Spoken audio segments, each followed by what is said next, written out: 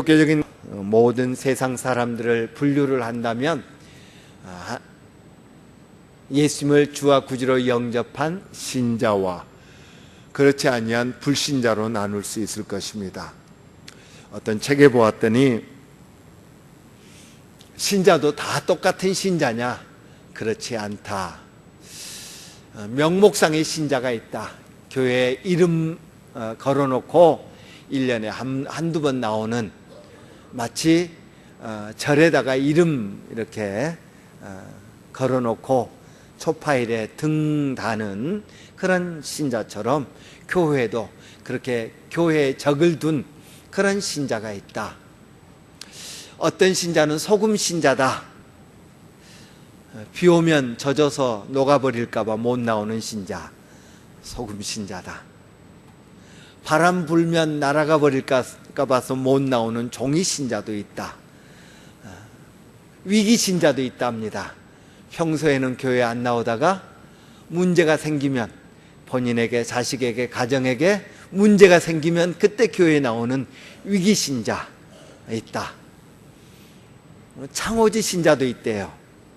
요즘 창오지 거의 안 씁니다마는 저 어렸을 때는 1년에 한 2번 이 창오지 바르는 게 일이었습니다.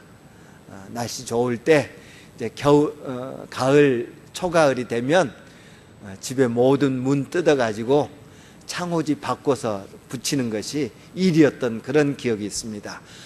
비 오면 젖을까 봐서, 그래서 구멍 뚫릴까 봐서 못 나오는 그런 신자, 창오지 신자다. 뭐 그렇게 이야기하기도 합니다. 날씨가 좋을 때만 나오는 신자, 썬데이 신자라고 합니다. 태양이 비출 때만 나오는 신자, 썬데이 신자다. 뭐 이렇게 이런 핑계 저런 핑계가 있어서 나오지 못하는 그런 성도들도 있더라.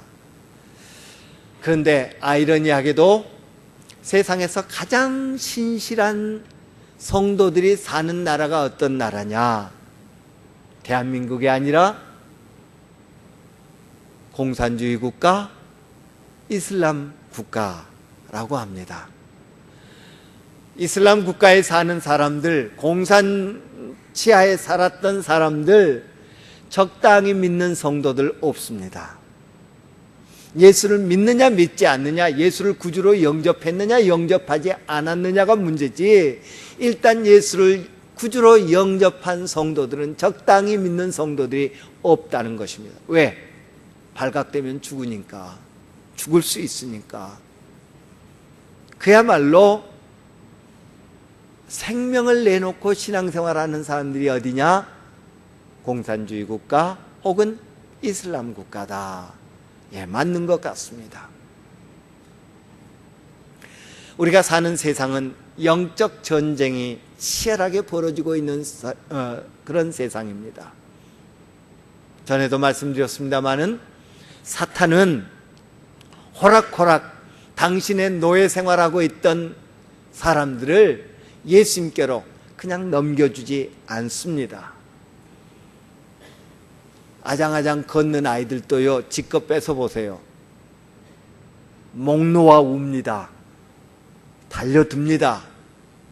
핥히려고 합니다. 우리 교회 말고 저 어떤 아이들도 자기 것은 자기 것으로 삼으려고 하는, 자기 것은 지키려고 하는 그런 소유욕이 있지요. 마찬가지로 사탄은 죄의 종로를 타고 있던 인생들을 예수님께로 호락호락 넘기지 않는다는 말입니다. 따라서 언제든지 뺏겼다가도 다시 찾으려고 호락호락 노리고 호시탐탐 노리고 있다는 것입니다. 성경은 그런 모습을 가리켜서 우는 사자가 삼킬 자를 찾는 것 같다라고 그렇게 묘사하고 있습니다. 따라서 세상은, 우리가 살고 있는 세상은 영적 전쟁이, 보이지 않는 영적 전쟁이 치열하게 벌어지고 있는 그런 삶입니다. 여러분은 어떻습니까? 그런 전쟁터 같은 삶을 경험하고 있습니까? 아니면 그냥 평안하십니까? 바라기는 우리 모두가 영적으로 민감하여서 그런 이 세상이 영적 전쟁터구나, 사탄이 나를 또 이렇게 노리고 있구나, 나를 또 이렇게 넘어뜨리려고 하고 있구나 체험하는 그런 삶이 되시기를 바랍니다. 왜냐하면 그런 영적 전쟁터라는 것을 느끼지 못한다는 것은 무슨 말이냐면 적당히 타협하고 살고 있기 때문이 아닌가 하는 생각이 들기 때문입니다. 사도행전 2장에서 정말 이 땅에 천국이 이루어지는 것 같은 아름다운 모습을 보여주고 있습니다. 오순절날에 제자들에게, 예수님을 따르던 무리들에게 성령이 임합니다. 성령을 체험했습니다. 급하고 강한 바람 같은 소리를 듣습니다.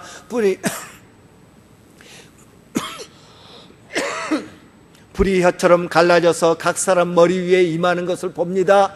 입을 열어 기도하는데 이상하게 외국어를 하게 됩니다. 사람들이 깜짝깜짝 놀랍니다. 당황합니다. 오해합니다. 베드로가 입을 열어서 가르쳤더니 3,000명이나 회개하고 예수의 이름으로 세례를 받고 예수님을 영접하는 그런 아름다운 역사가 나타납니다. 그 사람들은 어떠했습니까? 내 것을 내 것이라고 여기지 않고 제자들의 가르침을 받고 높낮이 상관없이, 지식의 정도에 상관없이 제자들의 가르침을 받고 서로 교제하고 물건을 통용하고 함께 나누고 함께 나누어 쓰고 하는 그런 아름다운 모습을 봅니다. 천국이 이런 것이겠구나.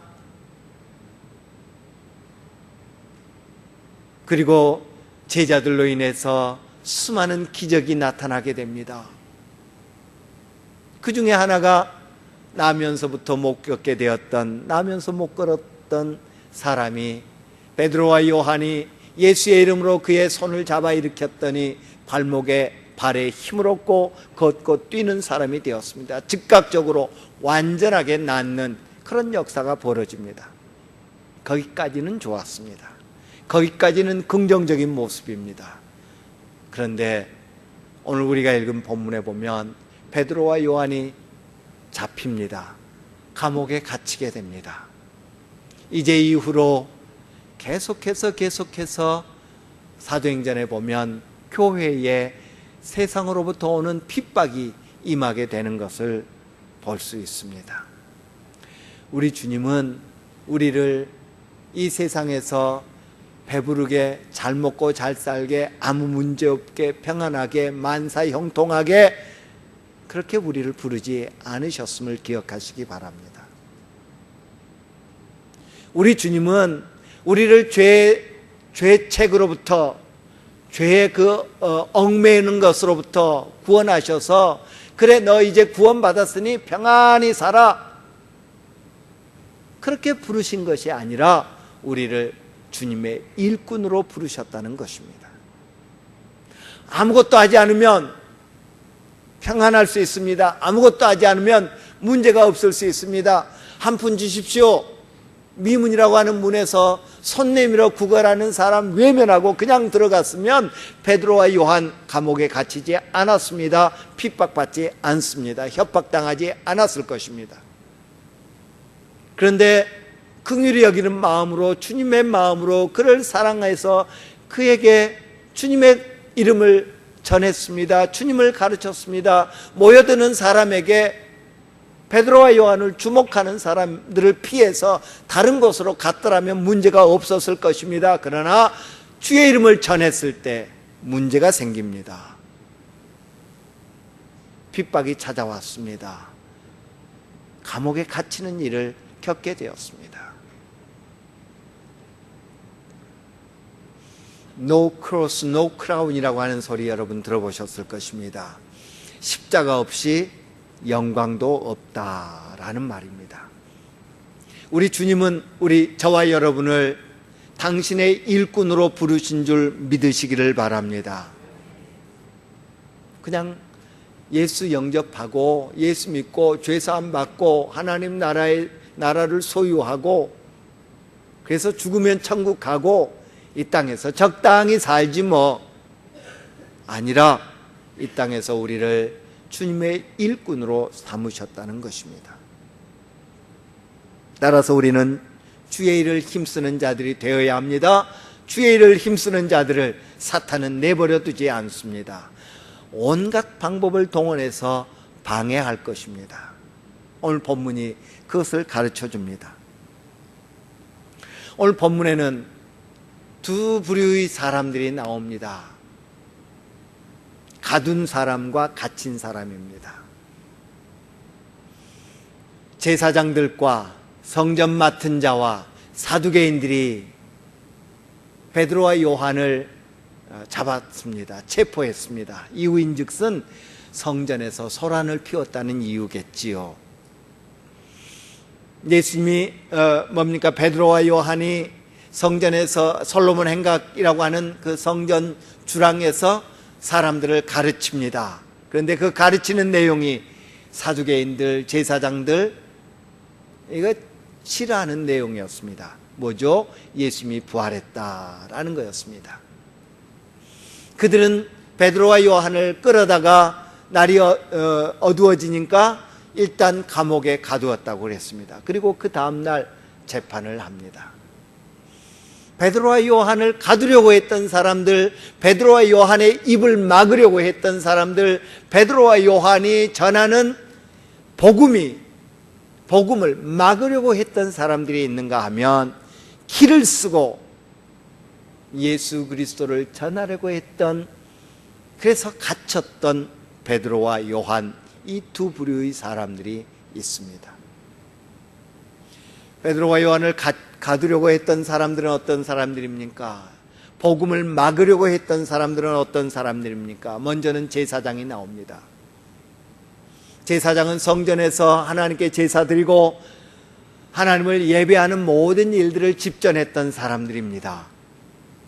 오늘 본문에 보면 대제사장 안나스, 또 그의 사위였던 대제사장 가야바 등이 언급되고 있습니다. 대제사장의 모든 그 가족들이 총동원됐다고 말합니다. 그 가문이 총동원됐더라라고 말합니다. 이 제사장은 하나님이 임명하신 것인데, 레위 지파로서 하나님이 임명하셨는데, 이 당시 사도행전 당시 이 대제사장들은 하나님이 임명한 것이 아니라 로마가 임명했습니다. 안나스는 주전 8년부터 주전 9년부터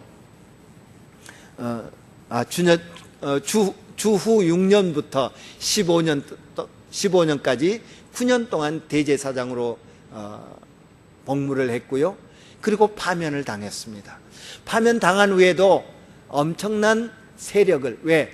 그 아들이 대제사장이 되고 그 손자가 대제사장이 되고 혹은 그 사위가 대제사장이 되고 그 가문이 대제사장 가문이었기 때문에 엄청난 권세를 누렸던 그런 사람이 안나스입니다. 또 가야바는 안나스의 사위이고요. 그 사람들이 베드로와 요한을 잡았습니다. 또 오늘 본문에 보면 성전 맡은 자가 있습니다. 성전 맡은 자는 레위 지파는 아니었습니다. 제사장은 아니었습니다. 대신 성전을 경비하고 성전의 모든 필요한 것들을 공급하고 하는 그런 일을 했습니다. 이 성전 맡은 자는 실세, 요즘 비선실세라는 말이 유행합니다마는 실세가 있던 사람입니다. 그에게는 군대가 있었습니다. 성전을 경비하는 군대가 있었습니다. 그래서 성전 문을 지키는 그런 일을 하게 했고요. 역시 로마의 그 허락하에서 사병을 이렇게 소유할 수 있는 그런 사람이 바로 이 성전 맡은 자였습니다. 오늘 본문에 보면 사두개인들이 나옵니다. 사두개인들은 이 제사장 그룹입니다. 소위 특권층에 해당하는 그런 사람들입니다. 이 유대 백성들의 귀족이었습니다. 로마와 결탁해서 소위 높은 자리는 다 차지했던 그런 사람들입니다. 대제사장은 로마가 임명했습니다. 로마의 총독이 임명하고요, 로마의 황제가 임명했습니다. 따라서 로마의 정치 눈치를 보는 사람들이었습니다. 세속적인 사람들이었습니다. 성전 맡은 자 역시 로마의 허락을 받아야 했습니다. 또 사두개인 역시 로마와 결탁해서 주요 요직을 차지하고 있었던 그런 사람들이었습니다. 그들은 부활을 인정하지 않는 사람들이었습니다. 반면에 바리새인들은 종교적인 사람들이었습니다. 그들은 부활을 인정하고 있었습니다. 그래서 예수님이 부활에 대해서 언급하면서 바리새인들과 사두개인들 사이에서 바울 사도도 그렇게 그들을 충동질하고 있는 것을 우리가 성경에서 볼 수 있습니다. 제사장의 가문이 총출동했다고 본문은 언급하고 있습니다. 그 다음날 재판을 하는데, 이들을 신문하는데 공회가 모였습니다. 사두개인들, 바리새인들, 관리들은 제사장들을 의미합니다. 이들이 다 모였습니다. 당시 그 유대에는 71명의 사내들인이라고 하는 공회가 있었습니다. 로마의 총독이 총관할을 합니다마는 유대의 자치적인 일들은 이 사내들인이 결정하는 그런 모임이었습니다. 71명으로 구성되어 있었고요, 그들이 타원형의 원형으로 이렇게 앉아 있으면 그 심판해야 될 사람을 중간에 세우고 이런저런 질문을 통해서 그 사람의 잘잘못을 판단하는 그런 일을 했습니다. 제사장의 문중들이 총출동했다는 것을 무엇을 의미합니까? 그만큼 복음이 확장되는 것에 대해서 두려워하고 있었다는 이야기입니다. 오순절에 성령의 임함으로 교회가 시작됩니다. 교회가 시작되어서 이런저런 일들이 벌어집니다.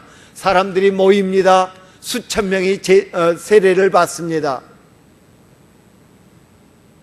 그리고 사도들로 인해서 많은 기적이 나타났다고 사도행전 2장은 알려주고 있습니다. 이에 대해서 당시 기득권층들은 복음 확장에 민감하게 반응하지 않을 리 없었을 것입니다. 그래서 그들은 베드로와 요한을 가두었습니다. 우리가 다음에 보겠습니다마는 베드로와 요한을 협박합니다. 때리기도 합니다. 핍박합니다. 어디 베드로와 요한뿐입니까?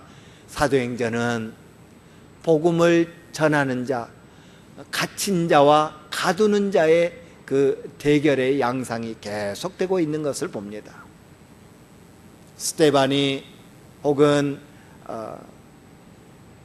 야고보가 핍박당해 순교하지요. 바울 일행들이 혹은 복음을 전하던 수많은 사람들이 감옥에 갇히게 되지요. 가두었지만 그럼에도 불구하고 가둘 수 없었던 인물들이 오늘 본문에 나오는 베드로와 요한입니다.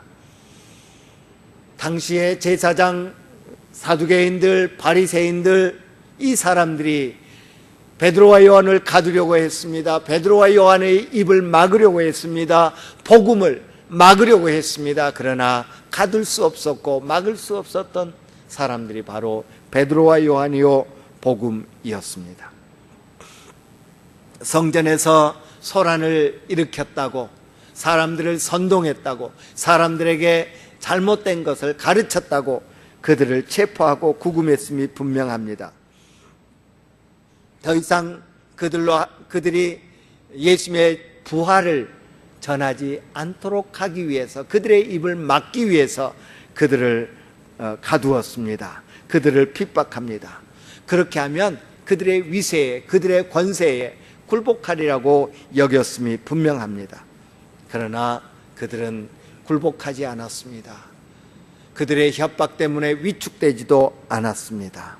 사도들은 놀라운 믿음과 놀라운 용기로 더욱 담대하게 예수는 메시아이시라고, 예수는 구세주이시라고, 예수님이 부활하셨노라고 증거하고 있는 것을 발견할 수 있습니다.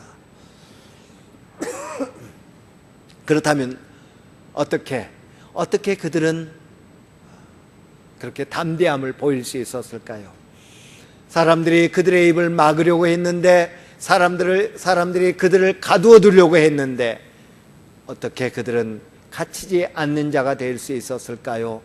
복음 전하는데 자유한 자가 될 수 있었을까요? 첫째는 그들은 목격자였기 때문입니다. 목격자였기 때문에 그들에게는 확신이 있었습니다. 목격자였기 때문에 그들에게는 그 무엇과도 바꿀 수 없는 분명한 증거가 있었던 것입니다. 그들은 예수님의 부활을 목격했습니다. 사도행전 1장 이후로 사도들은 스스로를 가리켜서 계속해서 우리가 증인입니다, 우리가 증인입니다 라고 고백합니다. 그들이 담대할 수 있었던 것은 그들에게는 분명한 증거가 있었기 때문입니다. 예수님이 부활하셨다, 내가 부활하신 예수님을 만났다 라는 분명한 확신이 있었기 때문에 그들은 갇히지 않았습니다. 그들은 입을 닫지 않았습니다. 뭐가 아쉬워서? 여러분 한번 생각해 보십시오. 사도들, 예수님이 떠났습니다. 만약에 그들이 예수님의 부활을 목격하지 않았다면, 그들이 부활의 증인이 아니었다면, 부활의 증거가 없었다면 뭐가 아쉬워서 목숨을 내놓고 예수님을 위해서 충성합니까? 순교하면서도 예수님을 위해서 그렇게 헌신합니까? 그 열악한 환경에서 세계 곳곳으로 나가서 로마로 가서, 유럽으로 가서, 스페인으로 가서 복음을 전합니까? 인도로 가서 복음을 전합니까? 그들은 예수님의 부활을 목격했기 때문에. 바울 사도가 어떻게 그렇게 한순간에 바뀔 수 있었을까요? 그냥 그 길을 갔으면 그는 소위 출세가 보장된 그런 인생이었는데, 그 모든 것을 한순간에 버리고 예수를 증거하는 사람이 되었을까요? 부활하신 예수님을 목격했기 때문에, 부활하신 예수님을 만났기 때문입니다. 우리에게 두려움이 있습니까? 우리에게 부활에 대한 소극적인 태도가 있습니까? 부활하신 주님을 만나시기를 간절히 축원합니다. 누가 뭐래도 예수님은 부활하셨노라고, 누가 뭐래도 예수님은 하나님의 아들이시라고, 누가 뭐래도 예수님은 메시아이시라고 그분을 만난 사람들이 담대히 증거합니다. 우리도 그분을 만나서 담대한 증인들이 될 수 있기를 간절히 바랍니다. 예수님을 무덤에 얽매어 둘 수 없었던 것처럼, 예수님을 무덤에 가두어 둘 수 없었던 것처럼, 그 부활하신 예수님, 무덤으로부터 나온 예수님을 만난 사람들을 가두어 둘 수 없었습니다. 그 어떤 것으로 막을 수 없었음을 우리는 성경을 통해서 봅니다. 또한 오늘 본문에서 베드로는 그 공회 앞에서, 71명의 공회 회원들 앞에서 자기의 목숨을 좌지우지할 수 있는 그런 권력자들 앞에서 담대히 증언합니다.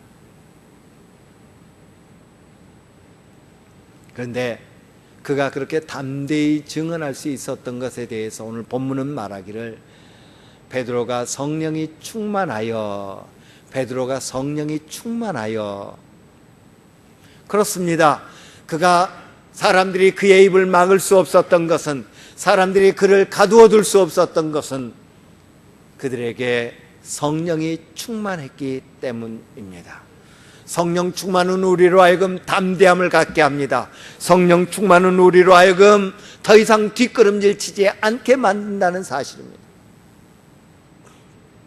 그들이 본래부터, 베드로가 본래부터, 예수님의 제자들이 본래부터 담대한 사람들이었습니까? 용기가 백배한 그런 사람들이었습니까? 남들보다 담력이 훨씬 뛰어난 사람들이었습니까? 아니라는 것을 우리는 쉽게 복음서에서 발견할 수 있습니다. 예수님이 그렇게 가르쳐 주었건만 그들은 조금만 문제가 생기면 두려움에 사로잡힙니다. 이 믿음이 없는 세대여, 내가 언제까지나 너희와 함께 있어야 되겠느냐, 예수님이 탄식하기도 하셨습니다. 급기야 베드로는 나 예수 모른다, 맹세하면서까지 3번이나 예수 모른다고 부인했던, 예수님과 한패가 아니라고 했던 그런 사람이 바로 베드로 아닙니까? 그랬던 그가 이렇게 담대할 수 있었던 것은, 담력을 얻을 수 있었던 것은 성령 충만함 때문이었다라는 것입니다. 성령 충만은 그 사람들로 하여금 문을 박차고 나가게 만들었습니다. 성령 충만은 그들로 하여금 목소리를 높이게 만들었습니다. 성령 충만은 그들로 하여금 다른 사람들을 말로써 이기게 만드는 그런 결과를 낳았습니다.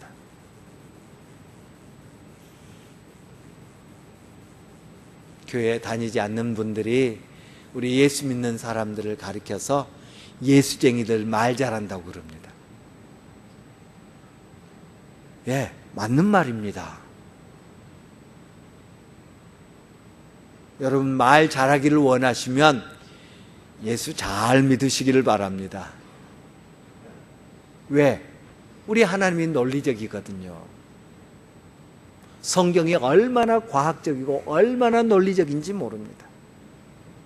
성경의 논조들 얼마나 빈틈이 없는지 모릅니다. 베드로와 요한 뿐만 아니라 사도행전에 나타나는 사람들 보십시오. 말로 설득하고 말로 예수 그리스도를 전해서 수많은 사람들을 예수께로 돌아오게 만들지 않습니까? 저희들이 말로 유대인들을 이기더라, 말로 유대인들을 이기더라. 더 이상 수군거리는 사람들이 아니었습니다. 그들은 목소리를 높이는 사람이 되었습니다. 더 이상 숨어서 지내는 사람들이 아니었습니다.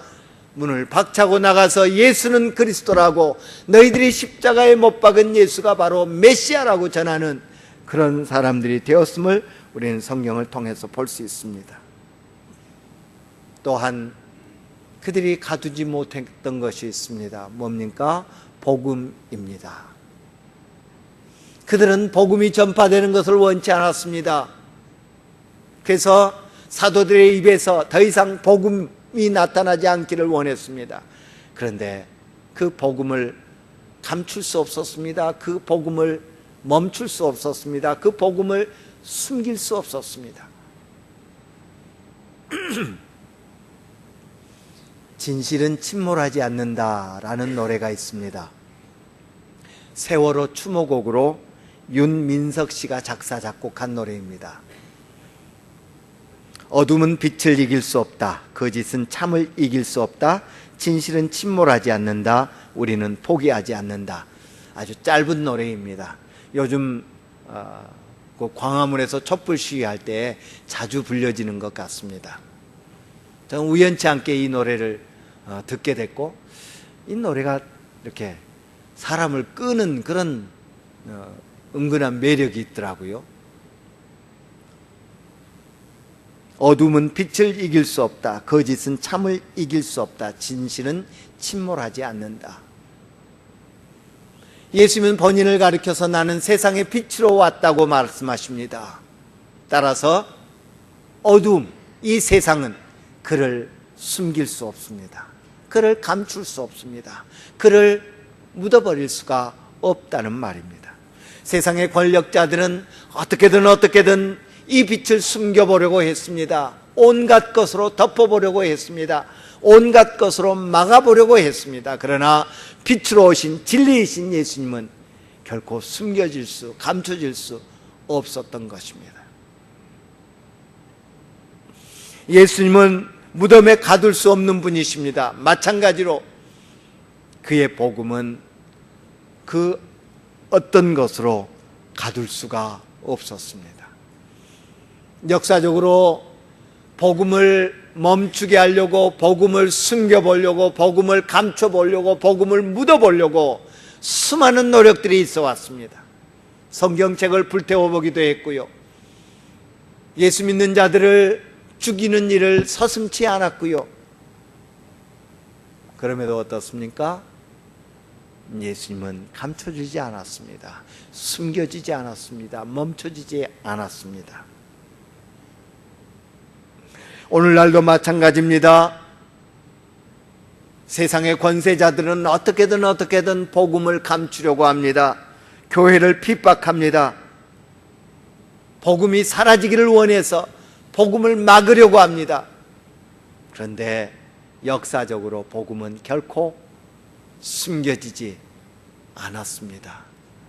공산국가들이 복음을 없이 하려고, 복음을 묻어버리려고 수많은 노력들을 냈습니다. 그런데 드러내보면 놀라웁게도 그 안에 진리의 불이 활활 타오르고 있었다는 것을 발견하게 됩니다. 대표적인 예가 중국이었죠. 더 이상 중국에는 크리스찬들이 없을 것이다. 더 이상 예수 믿는 사람들이 중국 땅에 남아있지 않을 것이다. 그런데 마오쩌둥이 중국의 문을 열었을 때 거기에는 거의 1억 명 가까운 크리스찬이 있다는 것이 발견되었습니다. 북한은 어떨까요? 더 이상 북한에는 교회다운 교회가 없다. 그 북한의 교회들 허수아비 교회다. 보여주기 위한 교회다. 예, 그럴지 모르겠습니다. 맞을 수 있습니다. 그러나 어느 날인가 북한의 문이 열릴 때 우리는 또다시 복음의 그 놀라운 능력을 보게 될 줄 믿습니다. 지금도 북한의 지하교회 성도들이, 제가 지금으로부터 한 25년 전에 들은 이야기입니다. 북한의 지하교회 성도들이 남한을 위해서 기도한대요. 실제로 북한을 다녀온, 우리나라에서 뭐라고 해야 되나요? 그 스파이로 북한을 정탐하기 위해서 북한을 다녀온 그런 사람의 말에 의하면 그 당시에 한 25년 전에, 거의 30년 됐네요. 예. 북한 성도들이, 지하교회 성도들이 모여서 예배하는 곳을 우연히 알게 돼서 만났는데 그들이 남한을 위해서 기도한답니다. 왜? 남조선은 미제가 처음에는 환심을 사기 위해서 기독교를 인정했지만 이제 기독교를 다, 교회를 다 없앴다라는 그런 교육을 북한 당국으로부터 받아왔기 때문에, 그래서 남한을 위해서 기도한답니다. 자기들이 더 열심히 기도하지 못해서 남한 교회들이 다 없어졌다고 생각하고.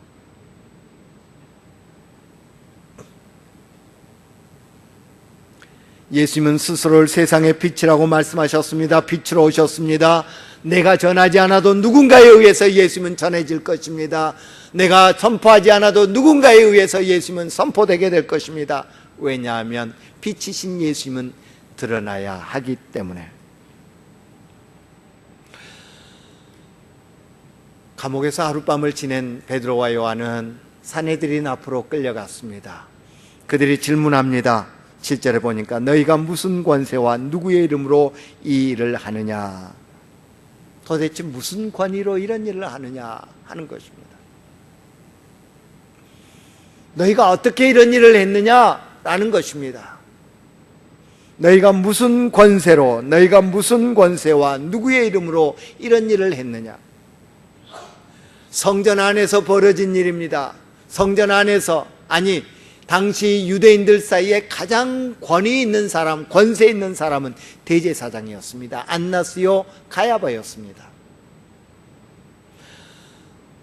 안나스가 허락하지 않았는데, 대제사장 가야바가 허락하지 않았는데 누구 이름으로 이런 일을 했느냐? 누구의 권위로 이런 일을 했느냐? 라고 묻습니다. 두 가지 의미를 갖습니다. 어떻게 태어나면서 못 걷게 된 사람이 걷는 그런 일을 했느냐? 누구의 권세냐? 라는 의미도 있지만, 누가 허락해서 이런 일을 했느냐? 그런 말입니다. 누구의 권위를 가지고 이런 일을 했느냐? 그런 말입니다. 예수님께서 성전을 깨끗하게 하십니다. 그때도 똑같이 제사장들이 예수님께 묻습니다. 당신이 무슨 권세로, 무슨 권위로 이런 일을 합니까? 누가 허락해서 이런 일을 합니까? 누구의 이름으로 이런 일을 합니까? 절차를 따집니다. 자격을 따집니다. 오늘 본문에서 베드로는 말합니다. 우리가 행한 이 착한 일, 나면서부터 한 번도 못 걷던 사람이 걷게 된 이 아름다운 일, 이 착한 일인데 이것에 대해서 묻습니까? 이 일이 하나님이 기뻐하시는 일인지, 이 일이 하나님이 원하시는 일인지, 이 일이 하나님으로 하여금 미소 짓게 만드는 일인지, 이건 이 사내들인에 관심 없습니다. 그들은 누구의 권위로, 누구의 이름으로 이런 일을 했느냐라는 것입니다. 절차를 따집니다. 자격을 따집니다. 혹여 우리 교회에서 이런 일이 벌어지지 않기를 간절히 바랍니다. 당신 교회 나온 지 얼마나 됐어? 그런데 그런 일을 해?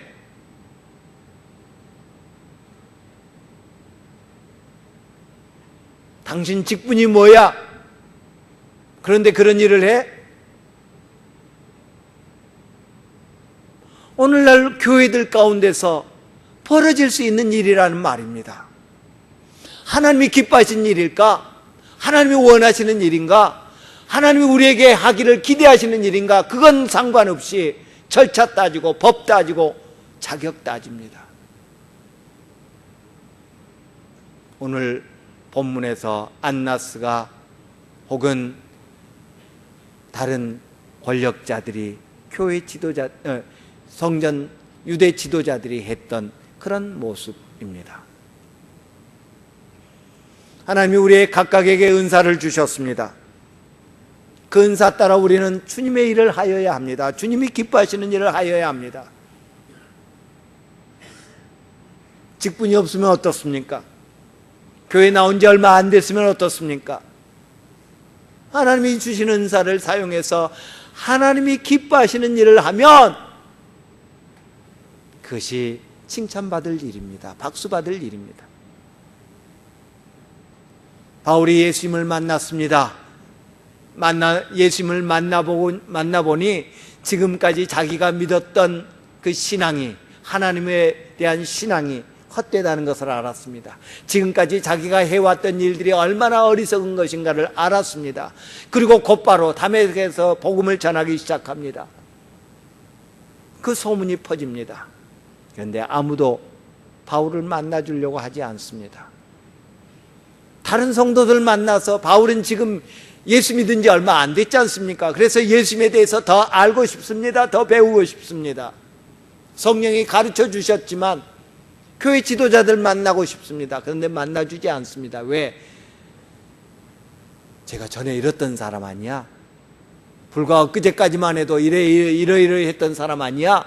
그의 전력을 문제 삼아서 만나주지 않습니다. 단 한 사람, 바나바라고 하는 사람은 베드로를 찾아가서 그를 격려하고 그와 함께 해주고 그를 데리고 와서 이 사람 저 사람 소개해 주면서 바울을 격려합니다. 지도가 필요하지요. 이제 예수 믿은 지 얼마 되지 않은 사람이 하나님의 은사를 받아서 이런저런 일들을 합니다. 지도가 필요하지요. 바나바의 역할을 해야 됩니다. 가서 가르쳐주고 도와주고 격려해주고 함께 일할 수 있도록 자리를 마련해 주는 것. 어떻게 이런 일을 했느냐? 무슨 권위로 했느냐? 제사장의 권세가 제일 큰데 너 제사장한테 허락받지 않았지 않느냐, 그 말입니다. 그때 베드로는 뭐라고 말합니까? 예수밖에, 예수의 이름밖에 나면서 못 걷게 된 사람을 고칠 위험은 없다. 나 예수의 이름으로 했다. 당신들은 대제사장의 권위를 제일 높게 여기지만 나는 예수 그리스도의 권위가, 예수 그리스도의 이름이 대제사장의 이름보다 더 높다고 말한다, 그 말입니다. 당신들은 예수님을 버렸지만 하나님께서는 예수님을 모퉁이 돌이 되게 하셨다. 당신들은 예수님을 버렸지만 버린 돌로 삼았지만 하나님은 예수님을 모퉁이 돌이 되게 하셨다. 가장 기묘한 돌이 되게 하셨다. 다른 이로서는 구원을 받을 수 없나니 천하 사람 중에 구원을 받을 만한 다른 이름을 우리에게 주신 일이 없다. 제사장, 대제사장, 당신들의 이름으로 누군가를 구원할 수 없지 않느냐. 나는 예수 그리스도의 이름으로 이 일을 행했다. 따라서 예수님의 권위는, 예수님의 권세는, 예수님의 이름은 당신들보다 훨씬 우월하다라는 것을 분명히 밝히고 있는 것을 볼 수 있습니다.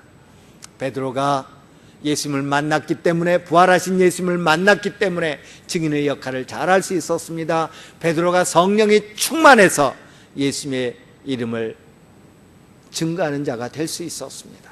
오늘 우리도 주님을 만나고 성령 충만을 체험함으로 담대히 입을 여는 그런 심령들이 되기를 간절히 바랍니다. 기도하겠습니다.